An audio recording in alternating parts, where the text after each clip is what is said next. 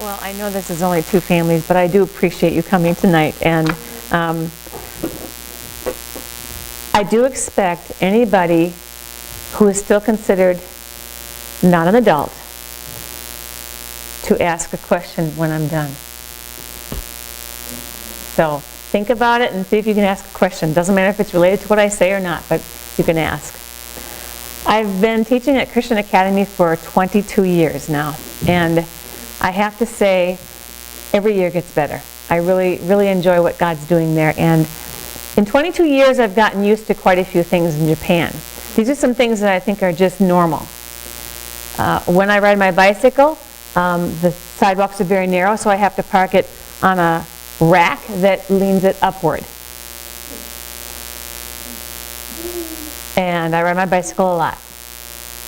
Secondly, this is not my car parking area. I actually have a spot to park my car, but this is a common site near apartment buildings where they have either a stacking like this, or if you see an entrance into the parking area in an apartment building, they may have a turntable on the ground, so they don't have to turn the car around and go all the way around like this.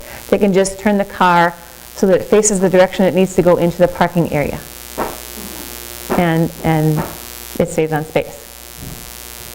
I also know that when I drive, as long as there is at least 10 centimeters, which is about this much, between my car and the next car, I'm good to go. 10 centimeters and I won't hit the other car because my mirrors also pop in. I push a button and my mirrors go, and push them back and it goes, but cars are built that way because the streets are extremely narrow.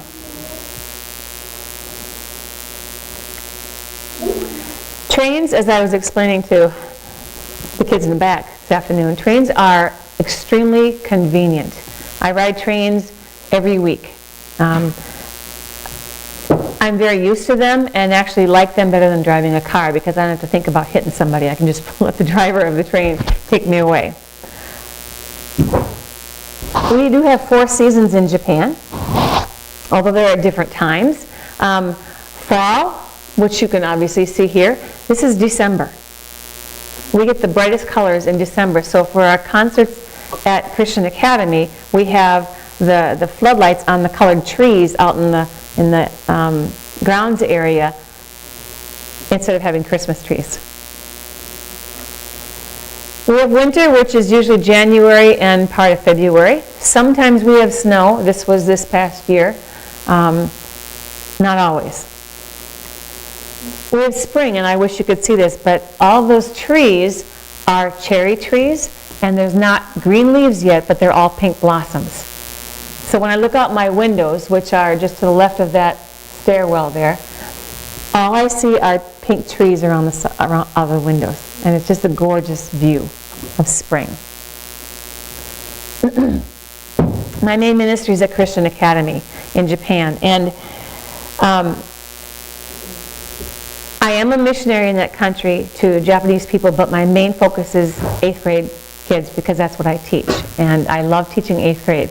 One of my most favorite activities that I do with the kids has to do with something we learn in Bible class from Hebrews 11. In Hebrews 11, you can read about many people who stood for their faith. And chapter 12 in Hebrews talks about the cloud of witnesses. And we have an activity with the 8th graders that we have them do. I present my cloud of witnesses, people who have been an influence in my life as to becoming a Christian and walking it with Jesus Christ. And then we ask them to also create their own cloud of witnesses in some kind of visual presentation. I really like it because it makes them think about this intricate web that God has put into our own lives, because I know there are people that have influenced me that I did not ever get in my web. But I know that we never become Christians by ourselves, that somebody has had an influence on us. And I know that I am meant to be that influence for kids at CAJ. When they come in the fall, I know that they're there for a purpose, that not a single one of those kids is a mistake in my class. I know there's a purpose for them to be there. And I love the privilege I have to not only see them grow academically, because I will not shirk my duty in that, but I also know that at 8th grade level, they have a desire to understand more of what they themselves believe. And I will encourage them to think that direction throughout the year. And I know that at graduation time, almost every single year, one of those kids has come to Christ. That's part of what keeps me encouraged about going back. And I know that we all have the responsibility to be a person of influence. I want to share several stories of kids who have been influenced in a variety of ways to become Christians. Akiho was in my class several years ago. Actually, she just graduated in June. And she came in to CAJ as an 8th grade student. She had never been in Japan. She grew up in Brazil. And her parents moved back to Japan, and Akiho didn't want to come. She hated being back there because she missed her friends in Brazil. And her greatest frustration was that she didn't understand Bible class. And so her mother said, can you do something to make her understand the Bible? So I found a picture Bible for teenagers. Actually, one of my supporting churches sent me a box of them. And I said, Akiho, would you be willing to read this? Because if you do, you will understand more about the Bible that we're studying. I said, I'll give you the whole semester if you want. She took it and she devoured it.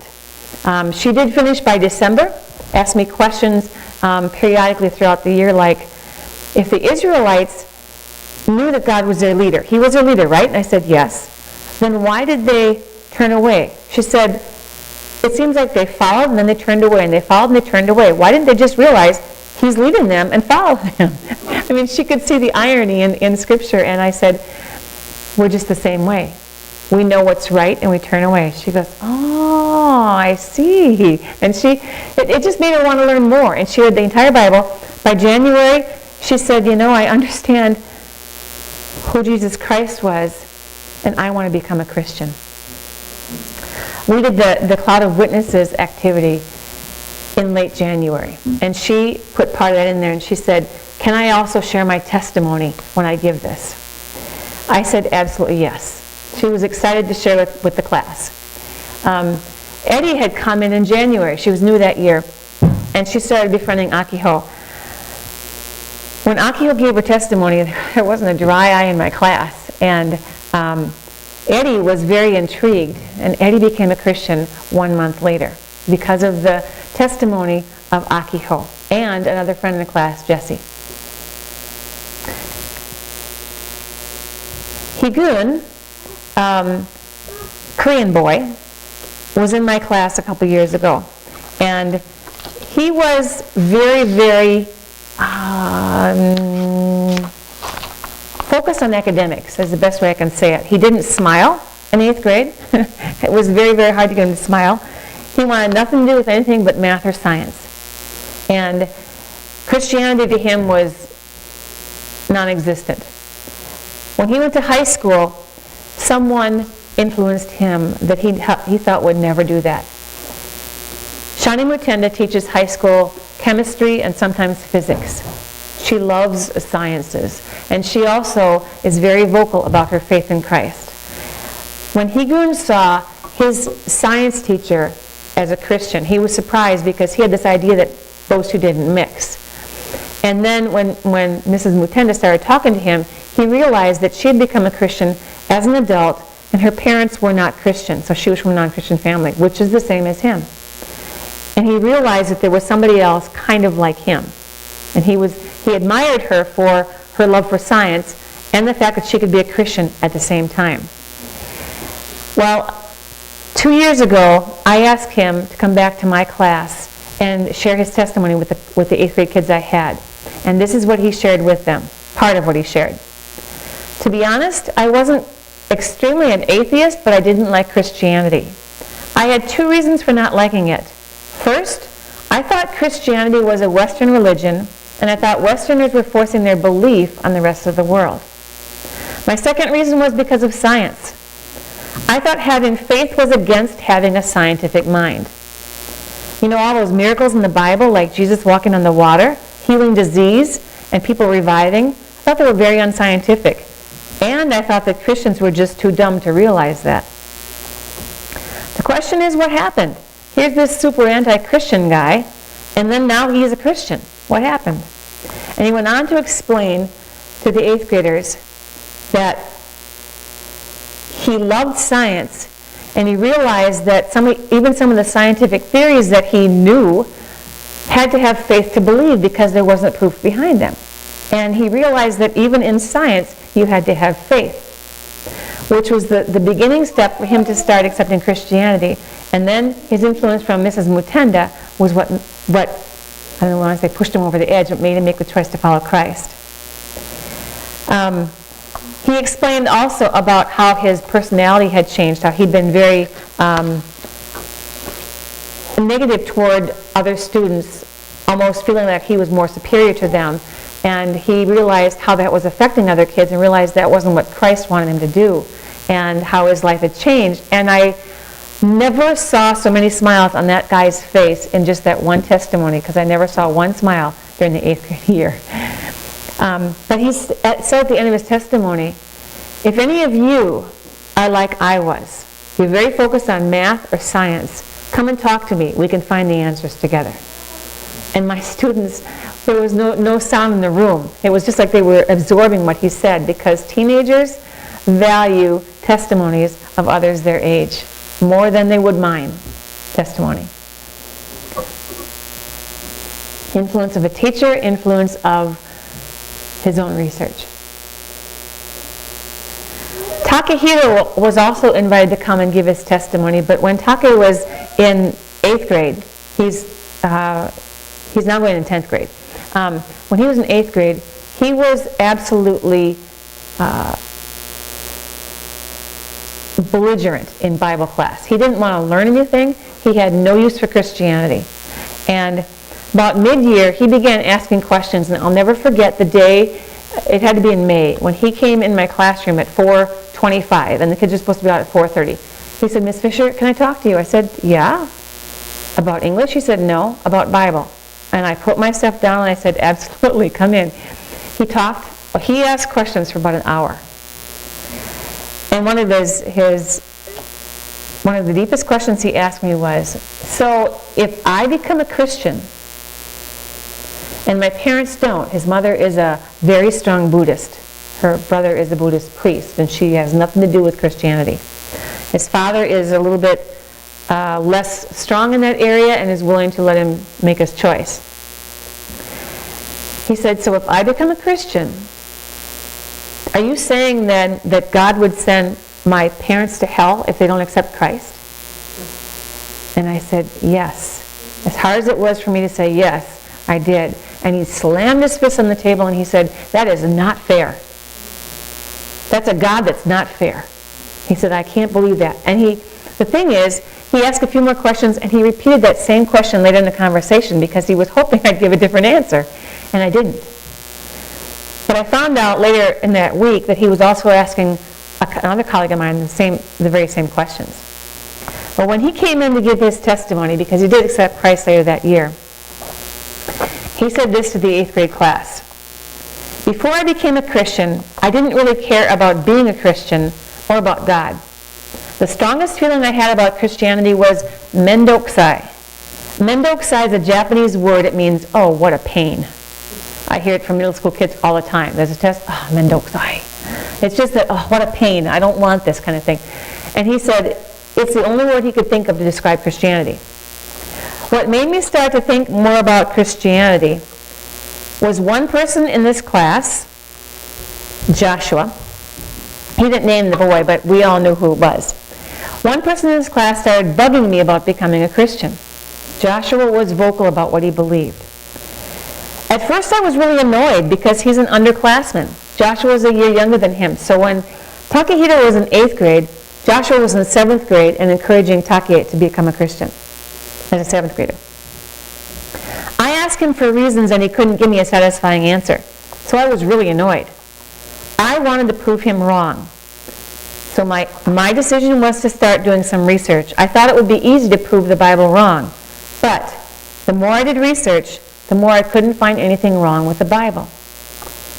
I started to discuss Christianity with other people, and that's referring to the teachers, And I found that you can't have faith just by having solid proof. He said, now, just knowing the facts and proving them, I don't think that's faith. And he talked about what prompted him then was this friend that kept pushing him to become a Christian. He said, some of the things my friends noticed about me after I became a Christian are that I started to talk more and be more friendly. And that is so true. He was kind of a glum-looking boy. It's still really hard to be a good Christian example. But, he said to these 8th graders, I want you to know that you can't just reject Christianity because it's Mendoksai. You have to know Christ. And at the end of the year, I have students write an introspective paper, who I am now, and to describe how they've grown academically, socially, spiritually through their middle school years. And this is, in Takehiro's paper, he compared himself to a book. And his last paragraph read like this. This book has not ended. I never know when it will. It may be tomorrow, but one thing I know will happen. If there are going to be sequels of life after this school year, the only thing I aim to do is to grow. To grow in faith for the Lord and helping others is the ultimate goal of my life. I hope for my life to be a book that God can read and smile, saying, you have done well. After I read that paper, I knew Take had accepted Christ. He would never have written something like that earlier in the year. And it was such a dramatic change in his life. When he and Higun shared their testimonies in that class, a few days later, Chris, who was in that class listening, accepted Christ. Chris was in that class, and he was just as hard as Takehito was when he started the class. Chris had no understanding of Christianity, had no time for Christianity. And I asked him, I said, did you become a Christian? He said, yes, I did. I said, why? He said, well, there are 2 reasons. Those 2 boys' testimonies, and my sister has been writing me because she's become a Christian. And I understand why it's important to follow Christ. The unique part about this is the connections. Akiho to Eddie, Higun with Mrs. Mutenda, Takehito with Chris, and the testimonies there. It's all a web. There's an influential person in every story I've told you. Akiho said at the end of her year, now I know why God brought us to Japan. It's because I needed to know Christ. After Chris accepted Christ last year, a week later, he informed us that he was moving to a different school. He was at Christian Academy for 1 year, and I know the reason was to come to Christ. That web of influence can be in each of our lives. And I know that what we do, we may not know how it influences somebody else, but I also know that when we live for Christ, it's a visible testimony to somebody else. I work at a Japanese church. I help out a Japanese church too. And I really enjoy it. It's an hour commute away, so it's a little bit of a time commitment for me. It's an all-day Sunday activity. But for a while I was working with an English Bible class, twice a month. Masako had started to come, and after about 1.5 years, she began asking questions that pertained to what it meant to become a Christian. And after about 2 years, she decided to accept Christ and was baptized in the church. Before she left, when she started asking serious questions, Michiko began to come. And Michiko is an English teacher in the Japanese school system. She didn't know how long she was going to be in our area, but she was at this class and started learning more and then asked me, could I get an English Bible? Because she understood Christianity better from an English Bible than she did from her Japanese Bible. And so I gave her an English Bible. And she too accepted Christ and waited for her baptism until she moved to her new school district and got involved in the church there and was baptized there. But before she left, Yukari started coming. And Yukari has studied English for years and has taken the Japanese TOEFL test of English language, a number of times, every time she can, just to increase her grade because she wants to get in a job where she can use this as translation. She started becoming interested in Christianity, and after Michiko asked for an English Bible, she also asked for an English Bible. And she was studying from that, and 2 years ago, Yukari accepted Christ and was baptized in our church. And she came to me and said, would you be the one to pray for me after, or it was before or after her baptism, before her baptism, and pray in English, because she felt like having been in that Bible study was what led her to Christ. Kimiko was not in the English Bible study, but she came early this year. Pastor's wife came to me one morning and said, Jane, would you go and talk to this girl? Her name is Kimiko. Kimiko Kato. She came back from America, and Pastor's wife is very good at pulling me in when somebody's come back from America because she wants me to speak English to them. So I kind of get that roped into that. But I befriended Kimiko, and she's just become a delight. And she had such a desire to become a Christian. She and her family had lived in America, and she was bringing her 2 little kids, a boy that's 3 and a half and a girl that's 4 and 2, is basically what they are. And her husband doesn't come. But when she decided to be baptized and publicly announce her faith in Christ, her husband did come. And Pastor's wife asked if I would also pray before her baptism, but would I pray in English? And it's interesting because many of the people in the church don't understand English, so they know I'm praying, but they don't know what I'm saying. What I found really as God's plan was at Kimiko's baptism, her husband, who had lived in America, was probably the only one that understood most of what I prayed. And he came up to me afterwards and just thanked me and talked to me for a few minutes for what I had said about his wife. So I know he understood. And my deepest prayer is that he also becomes a Christian. And I'm sure that's her deepest prayer as well. I have worked with Megami. She goes by Megamix at the church. Megami is a Christian, but she wants to be more effective in Christian ministry at the church. And last fall, she said to me, I want to get a Bible degree. I said, okay, where are you planning to go? She wanted to go to take it in English. And I went, wow, her English is not real strong. But she convinced me that she was capable of going to Regent College in Canada. And she did. She went in the spring, went for a month and a half, took a course in the Old Testament, and passed the course. And she's anxious to study more. And it's been a joy to be able to help her, not only in the application process, but to pray with her and for her and tutor her, in a sense, in English to help her get ready for these courses. She knows that this is how God's preparing her to be more effective in ministry. And I don't know how else I am going to be used as part of this web effect or the cloud of witnesses in somebody else's life. But I do know that when I first went to Japan, before I went to Japan, I prayed, here I am, Lord, send me. And he sent me to Japan, and I honestly have never regretted it. There are challenges on a daily basis, that's a given, but when I see the Lord work through the lives of the students and the people I can meet that come to our studies or just happen to pop near the church, I give him all the glory. It's such a privilege to be in that position. I want to encourage you guys, especially you kids. You have a chance to be witnesses in just the way you act around other people. All of us do. People are watching whether you believe it or not, and they know. Whether you say your testimony in front of somebody or whether you just live like Christ. The last story I'm going to tell you, and I don't have a picture. And this is the reason why I push this. Kit was a student in this last year's class, and Kit, fully Japanese, did not accept Christ. But every week, or almost every week, we have a Bible memory passage that the kids learn, and they have to write the memory verses and then write a response at the end of it. What do you think that's teaching you? And for kids who are not Christians, I tell them, write what you think it's saying to Christians so that they can actually not feel cornered into having to pretend they're a Christian. And Kit was so honest in his reflections every single week.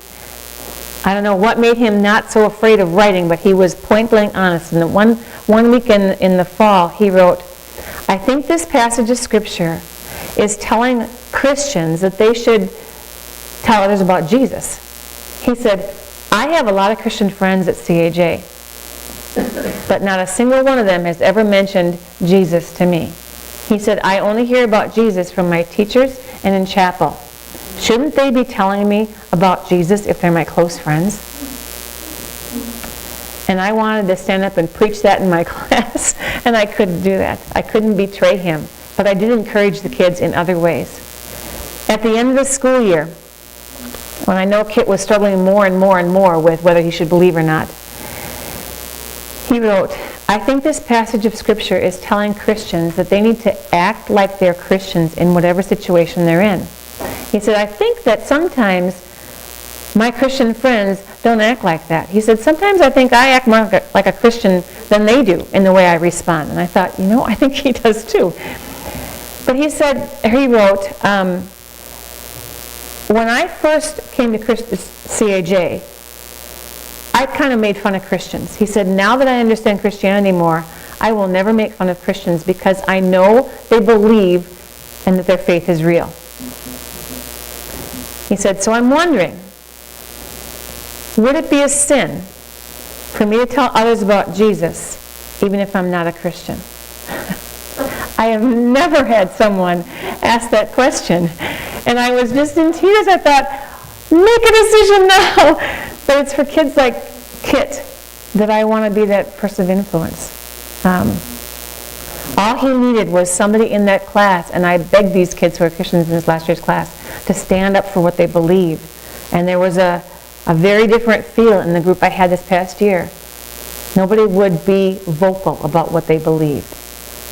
It's rarely like that, but this class was fairly closed. And like I said, we don't know who we're going to influence, but let me encourage you that you'll influence somebody in the way you act. And I really enjoy being at Christian Academy, and I do thank you for the support you've sent. So I want to open it up for questions of any kind.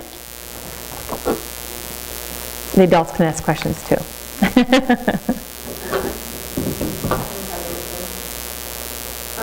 Do you live in an apartment? Do you have a roommate? Yeah. Tell us about your little, your living situation? Yeah. For the past 16 or 18 years, I've lived in an apartment by myself. 2 years ago, our mission on the field made a decision on a mission property that, in conjunction with the Converge Worldwide office, to rebuild a missionary house that was 10 minutes away from me, because none of our a family retired, and that house was being rented but not kept up. The stateside office said okay, and it was rebuilt, and I moved in the new house in March. So I'm in 2/3 of the house. 1/3 of the house is guest house. One of the missionaries is in charge of it, thankfully. So I am currently in a house. It's much bigger than I could ever use, but I'm the closest missionary, and it saves me paying rent in the place I was in. So if you ever come to Japan, come and visit me. But I do not have a roommate. I have space. How many Converge missionaries do you have a team over there that you work with, or? We do. I'm the only teaching staff at Christian Academy. We have Mains, Chapman's, and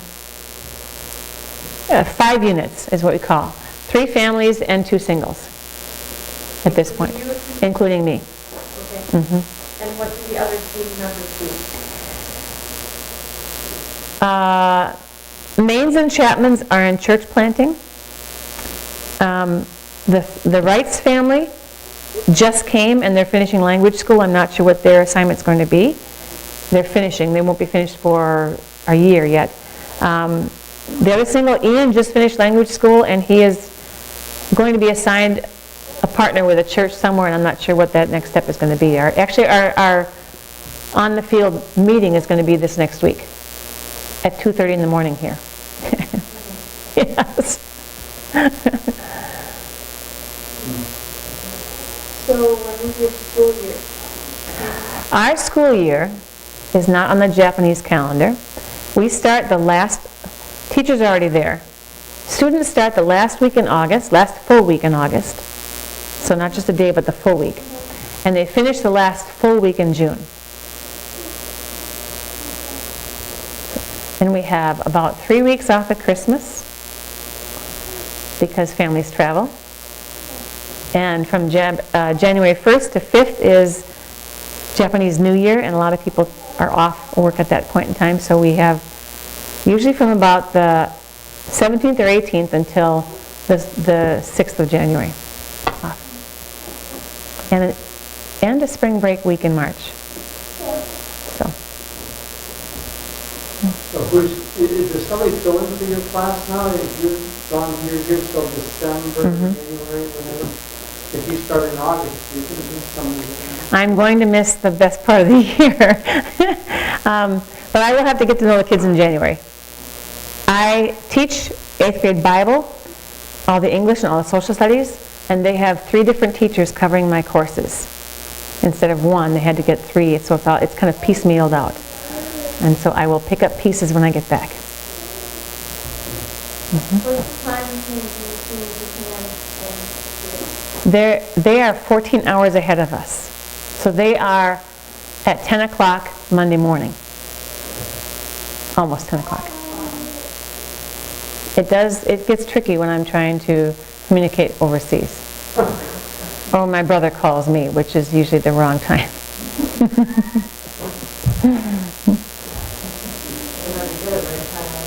Yes. We try weekends, which is safer. So the Christian Academy, is that a converted school? Or is it who runs that? What is that? I did not bring that list with me, but it is sponsored by 6 different missions. Converge is not one of them. Has not been one of them. Send, Evangelical Alliance Mission,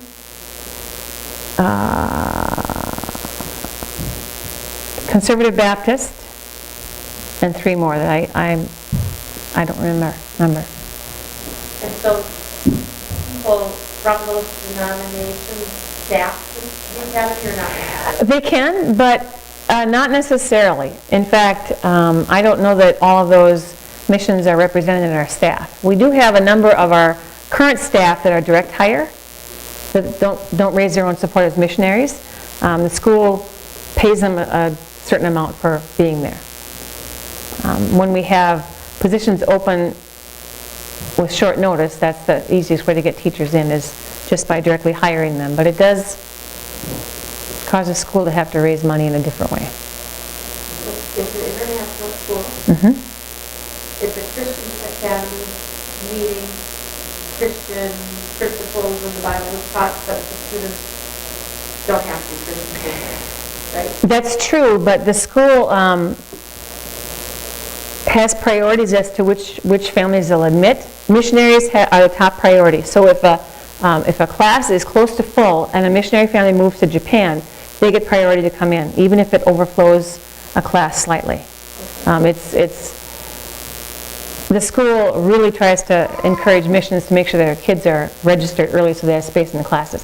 Second to that would be Christian families and then non-Christian families, but they try to keep the non-Christian population in a class to no more than 25%.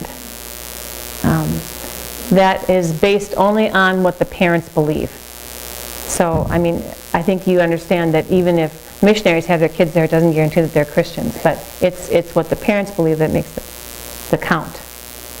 So that's kind of why the academy was built, was formed in the first place, to provide education for missionary families? Okay. Yeah. In 1950 it started, and that was the main purpose of it. And for years it was only missionary kids. So how big is the academy? How many students in the academy? We are just under 500. Probably at the peak, our school classrooms, 8th grade can only have 48. Middle school can only have 48. It's determined by the size of the science lab seats.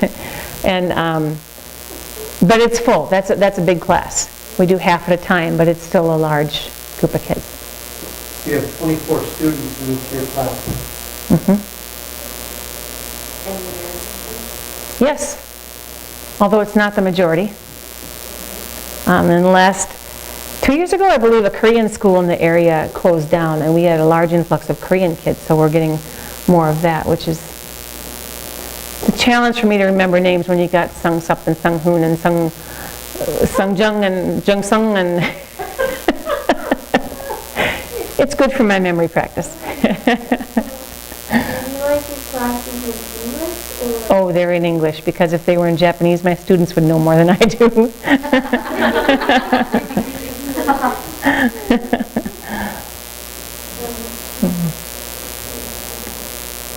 Other kids' questions? I would like to put that on the map. Because the sidewalks, well, if they have sidewalks, are very narrow. Sometimes there's not even a sidewalk and they're by the street, so to keep more space in the street, they have to put them up like that. Because a bike straight out might take space from like this much space. I'm sorry, you can't see. Okay, this much space. But when you put it up like that, it takes only this much space.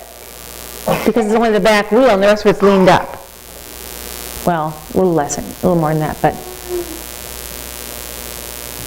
it's hard to imagine in a country where you've got lots and lots of space, let me tell you.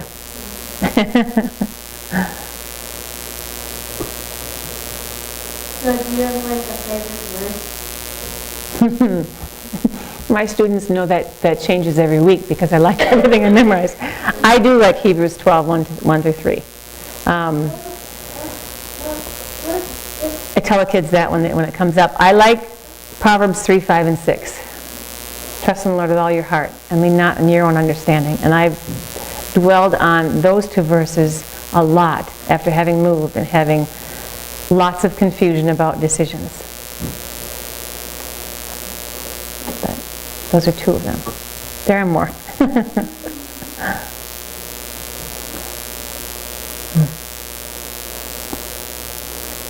Kevin, do you have a question? You asked all the questions. He did ask a lot. Well, I'm surprised nobody's asked me about food.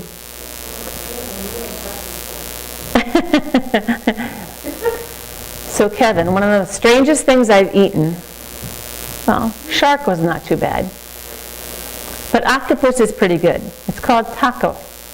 The word in Japanese for octopus is taco. And takoyaki means deep fried taco, deep fried octopus. And it's a piece of the octopus tentacles. It's like this big, dipped in I don't know, egg and coating, and then deep fried, and you pop it in your mouth. Is it like rubbery? It's very rubbery. Mm-hmm. So really, you're eating the toy, you're for the taking the toy. Yes. Like sushi? Sushi has different meanings. If you say sashimi, that's the raw fish. No. I will eat it if I'm in company that serves it. I will keep as straight a face as possible and down it, but being from Wisconsin, I like cooked meat. Fish included. So if you're planning to serve me raw fish, I'm sorry, I'll pass on that one. No worries.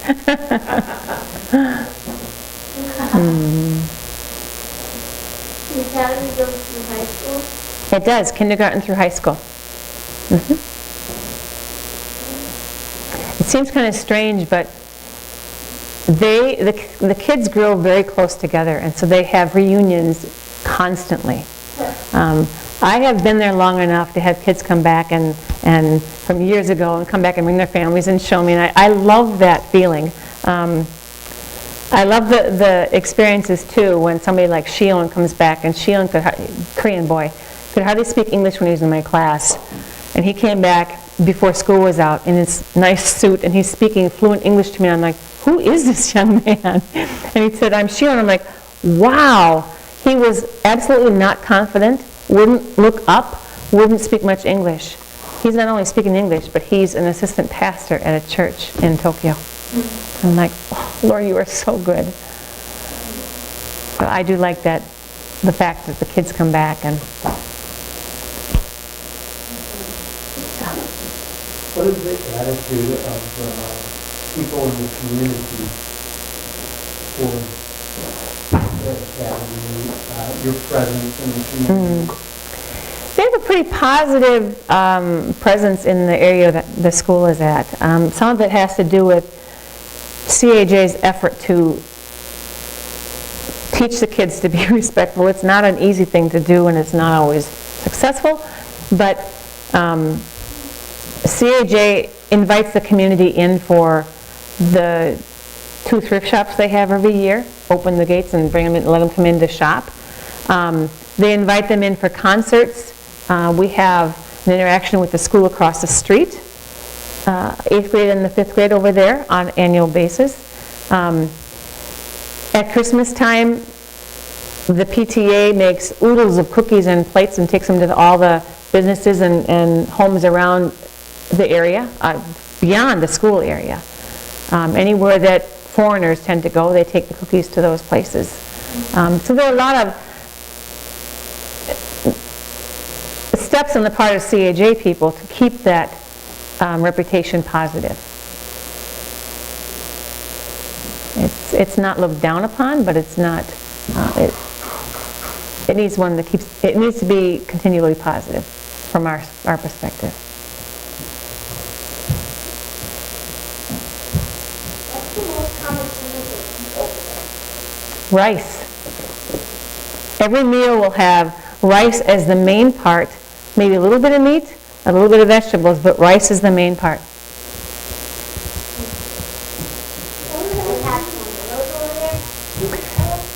No. They have typhoons. It's almost when it feels like the rain is blowing sideways. You cannot stay dry with an umbrella. And they have earthquakes, which are not enjoyable.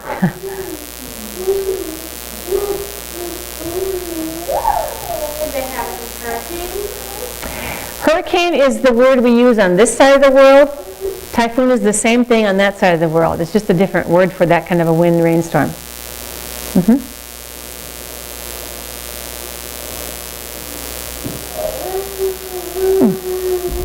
What's the percent of Christians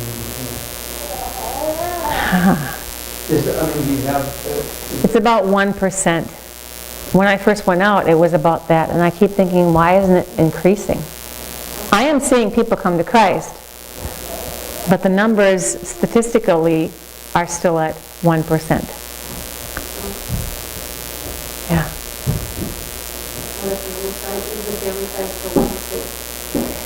There's been no limit. That China has limited the numbers. Japan has always, in a general, just limited their numbers because of, well, the economy. Space is a huge factor. Japanese people currently are tending to marry later and not have as many kids. I mean, when I read in the news the concern about the number of babies being born decreasing, I'm thinking, so what? The country is huge. But they've said that statistics show that the birth rate has lowered as well because people are not having babies as young anymore and are sometimes even not having kids. So, but generally there are 1 or 2 kids in the family if they do have kids. More is unusual. And are we getting married in Japan, or is it like the United States? You don't get married anymore. People just live together. Actually, the idea of living together is becoming more common in Japan, but it's still not the norm. No, marriage is still pretty common. Do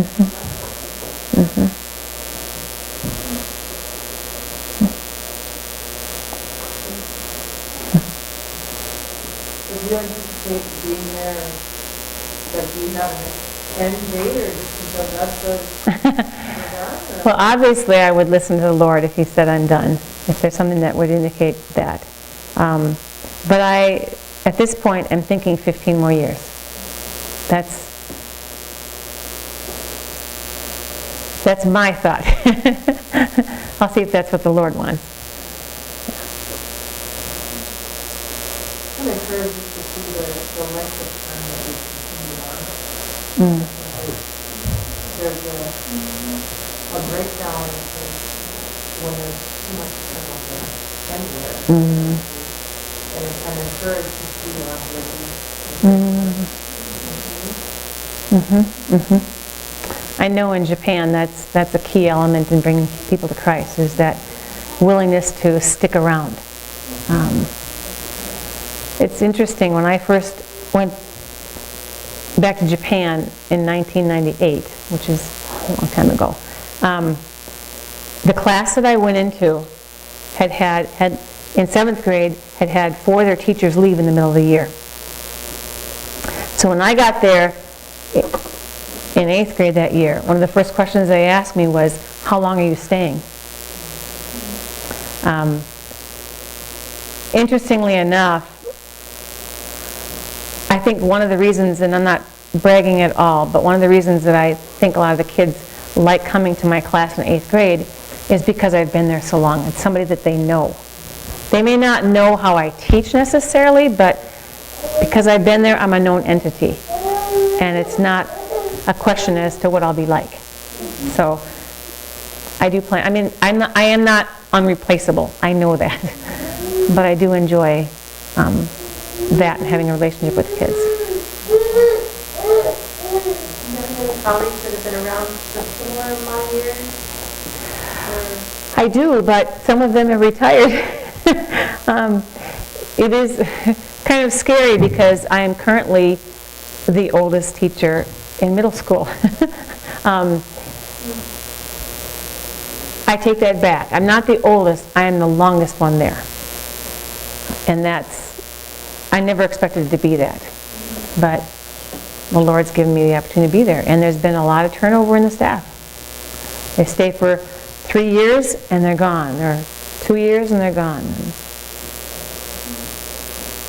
I understand that kind of commitment, but I also understand the need for long term.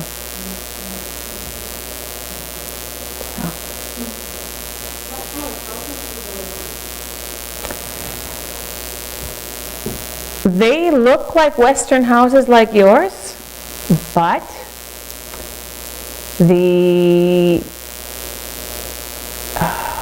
what's different?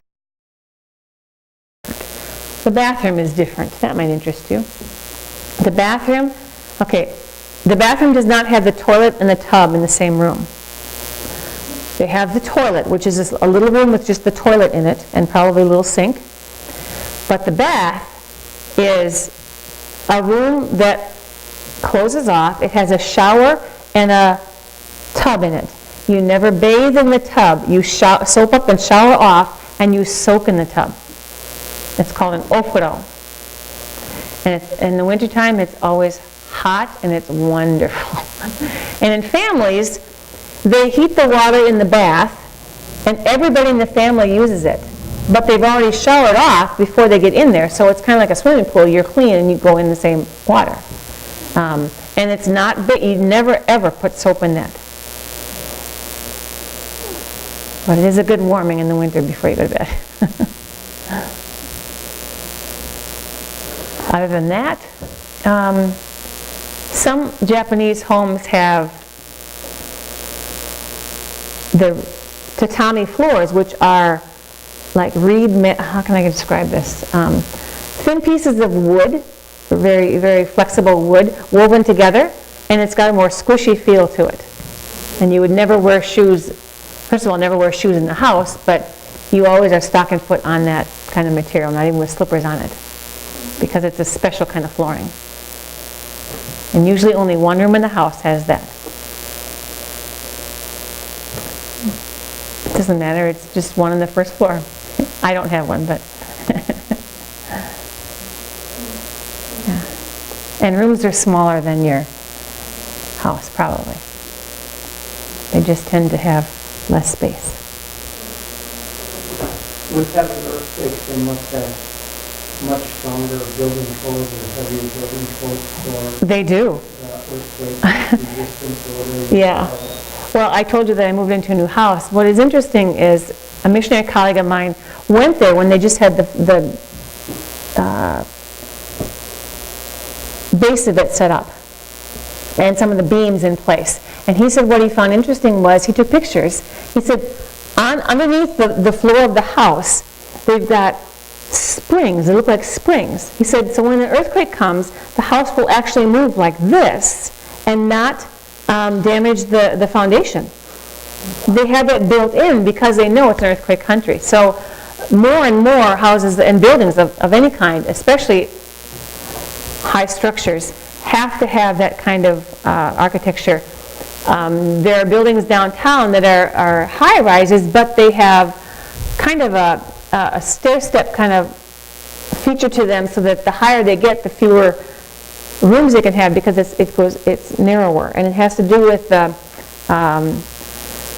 ability to resist damage if there's an earthquake.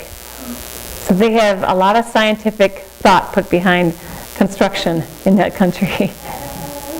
Yeah, it's more as a result of, not as a preventive. They're learning from previous mistakes. But you have the same understanding for young people as they grow up and they consider, first of all, whether they're believers or not, but then secondly, what God's call in their life may be. Do you have anything that you would encourage them or challenge them? Yes. I would say, yes, first of all, know Christ. Second of all, if you do know Him, then ask Him on a daily basis to give you an understanding of what He wants you to do later in life. And even if He doesn't give you a flat-out answer, He may give you a love for something like a certain language that He can use later on in your life, or a skill that you have that He will direct you in a ministry that will use that in a powerful way, whether it be in this country or another country. But ask Him to continually show you what He can use in your life to be a minister for Him anywhere you are. That's the best I can say. And there's some of you in here that should be thinking about that. Sorry, Mom and Dad. Yeah. Well, I want to thank you for your questions and your interest and your support, and I would ask you to keep me in your prayers. There's a lot of things that are going on at school. I mentioned to Heidi that our head of school resigned in June, end of June. He was only in the position for 1 year. And when he resigned, it also took out a 7th grade teacher that had been there for 1 year. So we had, this happens every once in a while, but when it has to do with administration, it's a harder position to just suddenly fill. Pray for those teachers who are taking my spot for the semester. I'm thankful for technology. I've already had 2 Skype technology, 2 Skype conversations with teachers back there that are taking my position, and I'm certain as of the last one that this will continue. And my support is a little bit under where it needs to be, $300 to $400 a month, depending upon the exchange rate. Pray for my travels on this side of the world. I will be traveling every weekend from now through December. And I can rent cars on the weekend, which I do.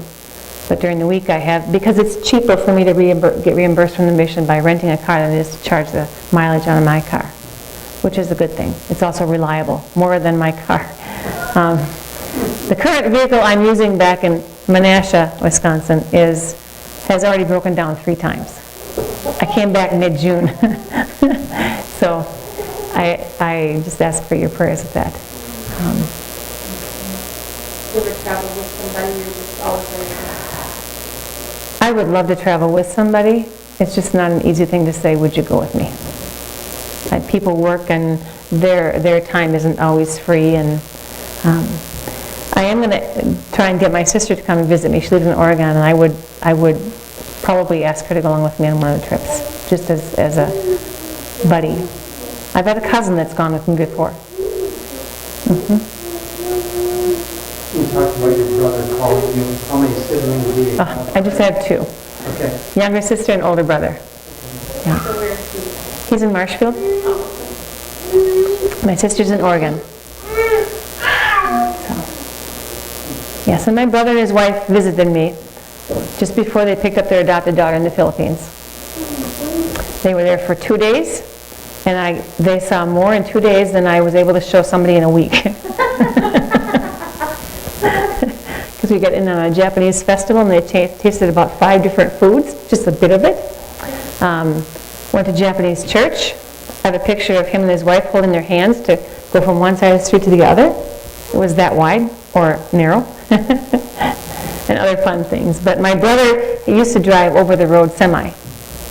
And after riding with me in my car, he said, "Jane, I have a greater respect for your ability to drive." I thought, yes, I finally accomplished it. Because the streets are very narrow. Yeah. Do you have to have a special driver's license to drive? Mm-hmm. You do have to have a car before you can get a driver's license, and you have to have legal proof of a parking space before you can get a car. So if I don't have a place to park my car, I can't get the car and I can't get a license. I do have all 3 of those. So do you have the stacking, the turning? I have just the parking. Oh. It's just, in the new place I'm at, it's just an area right next to the street, just pull off, and it's right in front of my house. No, thankfully I don't stack or turn. So is it only wealthy people that would have the turnabouts where they come in? No, it depends on the apartment structure that they're in. Oh. It's not necessarily wealthy. It has to do with the way the apartment structure was put together. So that wouldn't be a private dwelling place that would have that, that's just an apartment? No, that was in front of an apartment. In fact, they have what they call the lottery system in most apartment complexes, where they have a closed parking lot and they have a far parking lot, and you draw a lottery every year as to which parking lot or parking space you'll be in. So it's not that you always get the close one or always get the far one. And in the stack, it's the same way. You get the lottery, whenever your number is drawn, that's the position your car will be in.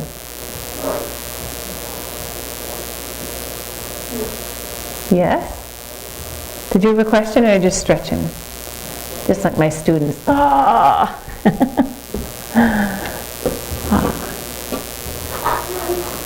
is it hard for you to be here at the beginning of the school year? Yeah, it is. Yeah. Yeah.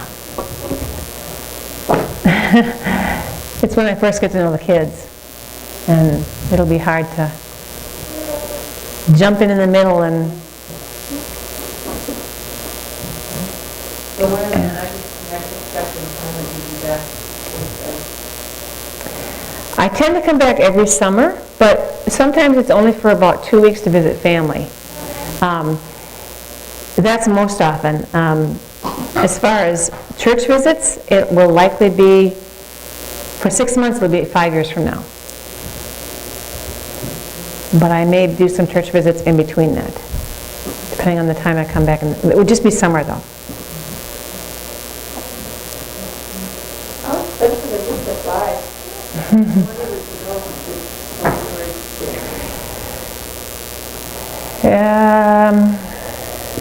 $1,200–1,300. It's more if you have to go for 6 months. It is, huh? Mm-hmm. Really? Mm-hmm. That I do know. It's better if someone will be here for 2 weeks than come. Actually, I do get frequent flyer miles because I have traveled so much, so I use those to benefit a little bit. Mm-hmm. Mm-hmm. How much is it to ride on the train? That's not so bad. For me to go to church, well, I guess it would be in your mind, but it's about $4 to $5. I'm wrong. That's to ride the train for an hour. I walk to the train, I ride for 8 minutes, I walk to the train, I ride for 10 minutes, I walk to church. Yeah, it's about $5 For each time you don't total. Total. So is it like a token that you get, or do you pay for it? I could do that. It's you need a ticket, but I have what's called a Pasmo card, and I can put money on that card, and when I walk through, I just scan it, and it takes off the amount of money that I need for the next, or it scans it for the station I'm at, so when I get to the next station, it takes off as much as I need from where I started to where I am ending. And I find that much more convenient than having a ticket all the time. They're also getting to the point where you can put on your phone. I haven't gotten to that point in mine. You see more of that than the card. I Yeah. thought you were going to say they put a chip in there. I won't go that far. Well, if you can do it in the phone, you know what's coming. Yeah, well, So, is it packed in the train? We went to Boston a few years ago, and, you know, the people we were visiting said, just go this far and then take the train in, and you don't get all the rush hour stuff in. Yep, I've done that. That would be a good experience. Well, it was fun going in, it wasn't so fun coming out, because it was like Rush hour. rush hour. It was like, Wall people. I mean, it was unbelievable. but could you breathe? Well, you can breathe, yeah, I'm still here, so. I ask because during rush hour in Japan, which is called crush hour, I rarely travel then. If I have to, I will. We do with our school, our class trip, and it's really hard. They do push people on the train, and it's miserable. They push people in the train through it. If there's 10 people here and the train is already full and they're trying to get on, the train masters on the station will push the people in so the doors can close.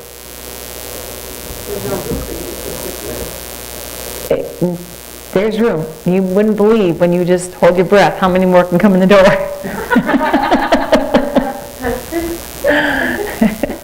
So what are people like when it gets to be like, are they... When it's crowded, yeah, I mean, are people, I don't even know the right word to describe how... they're quiet. Okay. You can get on a train like that is body to body tight and be touching every person around you, and you will not hear anybody talking. It is amazing, but it's part of respect, and you will see a lot of people closing their eyes. Because if you close your eyes, you can imagine yourself anywhere but this crowded train. And I can actually sleep on my feet now in a crowded train. You're not in danger space. Yeah, that's right. But trains are amazingly quiet inside. That's one thing I know is different when I come to this country. It's just noise. And there, I don't know if it's because of respect or what it is, but it's very quiet in the train. Unless you've got a foreigner on the train somewhere, or a group of middle school kids on the train. Brakes don't work. Yeah, they do. What about the cleanliness of the train? Oh, they are very clean, very clean. Friends of mine that came years ago said they were absolutely amazed that there was no graffiti. And there's not. Trains are cleaned all the time. Very few people will leave their trash on the train. I am surprised when I do see that. They pick up what they bring in. Like their devices, like here in America, you say... Yeah, some are. People will not, in Japan in general, people don't make phone calls. They text. There's very few times when you see somebody actually talking on the phone. And if they are, you won't hear them. They will be like this, and you won't hear what the words are saying. So it's very quiet. I don't know if you've noticed, but even yesterday I was in Ashland, and it was remarkable to me that there's a lot of tourists over the weekend, obviously, but every situation that I saw, a family where there's even children 12 and under, every family member had a device, and they were on their device. Yeah. It was whether it was an iPad for the kids, the mom and dad both on cell phones, and no communication, they were all glued to their thing. And it was kind of unusual, and so many were like that yesterday, but Is that kind of what's happening in Japan too? Oh yeah, I get very, I don't know, frustrated is the word, but I don't like seeing young couples out for coffee or at a restaurant, and both of them on their cell phones texting away, not talking this way. You know, that it really bothers me. What is really hard for our students is there's one class trip that they have. They have a Tokyo tour day when they have to go downtown, and it's a scavenger hunt in a sense. But they go in small groups of kids, and they cannot have their phones with them. Their chaperone carries their phones, but the kids don't have them. And they say, "What are we going to do?" I said, "Talk with each other." And it's hard for them, but they come back and they just are overjoyed. They have such a good time. They can't imagine how they're going to when they leave, and they come back and can't imagine they needed their phone. So it's an interesting thing, and they do survive. So it's interesting that the same thing is happening in Japan, Yeah. as we see happening here. Oh yeah. I have a curiosity question about during a service or during school, what do they do for music? Do they do American music? Do they do Japanese music? Is there a trend? Well, our school does mostly American music, although it's a mix. Depends on what the music teacher is doing for the year. But the churches, some of the Japanese songs are American songs translated, but some of them are just Japanese songs. Our morning service is more conservative. The afternoon service, 1:30 service, is more contemporary, and they have praise songs, worship songs in the afternoon that some are Japanese, initially Japanese, some are English songs that were translated in Japanese.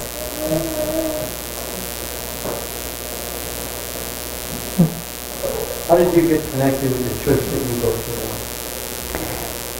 Through other colleagues in the mission team there. I'd been going to one church that was very close for 10 years, and in the 10 years I was there, I couldn't do anything in the church. The pastor was very, I guess I would say controlling, but I as a woman, I couldn't lead anything. I couldn't start a program. The hard part was I couldn't join the women's meetings because they were on Tuesday and Thursday mornings at 10:30 in the morning, which is when I was teaching. But I'd also seen that church over the 10 years. I saw the young kids grow up and nobody new come in. But I talked to people in the mission colleagues there, and I said, "But what excuse do I have? Because in Japanese church, you don't just leave and go to a different church with no reason." Every other missionary that had gone there had been there during language study and then was assigned to a different place. I was always at CAJ. I had no reason to say I got to go to a different church unless the mission would give me an out. And so they said, "We'll give you the reason and we'll explain to the pastor that we want her to be involved in a different church just to give her more experience." And that's when I started going to this other church. They gave me a choice, gave me something to look around at, and I really enjoyed the fellowship of this church when I went there. A lot of the people in the church have lived overseas. One of my favorite, I'm sorry, I'm going on this, but one of my favorite Christmas programs was quite a few years ago, and what Pastor did was, he said, "We're going to sing Silent Night." He said this in Japanese, and he said, "Many of you have traveled overseas, so would those who can sing in German come up and sing it in German? Those who can sing it in Spanish come up and sing it in Spanish." And they had Silent Night in about 7 or 8 different languages, just because people had traveled around the world and lived other places. So we call people like that returnees, people that live overseas and come back to Japan. In that sense, they're very open to other returnees coming back, and they're sensitive to the need that when Japanese people go abroad, for example, come to America, they see how freeing it is to live in this country, but also what Christianity is like in this country. And when they go back, they want to have that same kind of feeling, but Japanese churches tend to be very rigid and pastor-controlled. This church is not.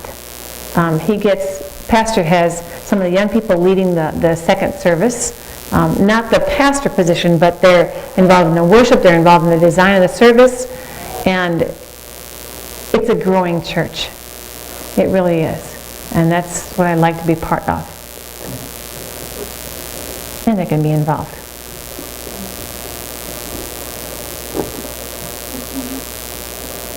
You say that pastor's attitude is the first church you were in, male and female dynamic, is that typical of Japanese culture as a whole? It is. It is. The male is dominant, the female is not. What I find unusual, though, is that there are a couple of Japanese churches led by women because there aren't not enough men that are willing to go to seminary and lead churches. The drawback is those churches tend to have more women go and not men. But as far as that one pastor, he's kind of the old school philosophy of church and is not very open to a change in the church. What I find interesting is the pastor of the church I'm at is also the leader of the Japanese version of Converge Worldwide in Japan. He's the leader of the Converge Worldwide version of Japan. In the denomination. He's the president or the leader of the denomination as well as the pastor of my church. He was voted in unanimously last November.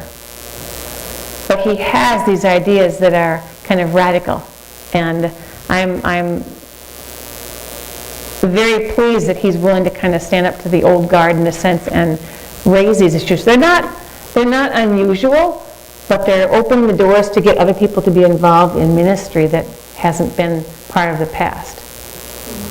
I think that's a good thing. It's Japanese. Very much so.